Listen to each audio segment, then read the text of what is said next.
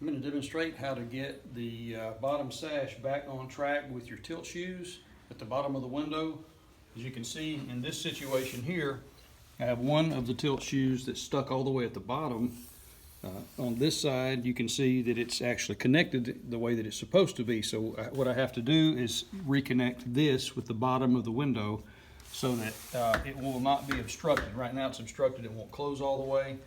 So the first thing I'm going to do is raise this up just a little bit from the bottom, and I'm going to tilt it in, and you have to be really careful not to let it fall because it's not connected on this one side.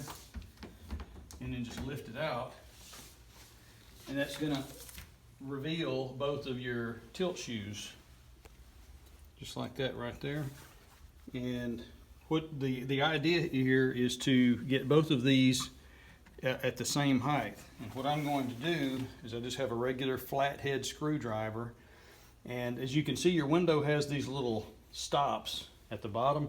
What I'm going to do is raise both of these up to where they're even with the bottom of this, just to give me a place of measurement. So I'm going to start on this side. I'm going to take this flathead screwdriver and I'm going to turn this tilt shoe to unlock the brakes and raise it up, and I'm going to stop it right there and turn it. Now that's locked in. I'm going to do the same thing on this side. As you can see, this has a U-shaped slot to fit that tilt bar. I'm going to raise this up. I'm going to lock that in. Now both of those tilt shoes are at the same height. So now I'm going to take this tilt bar that's slotted to fit inside there,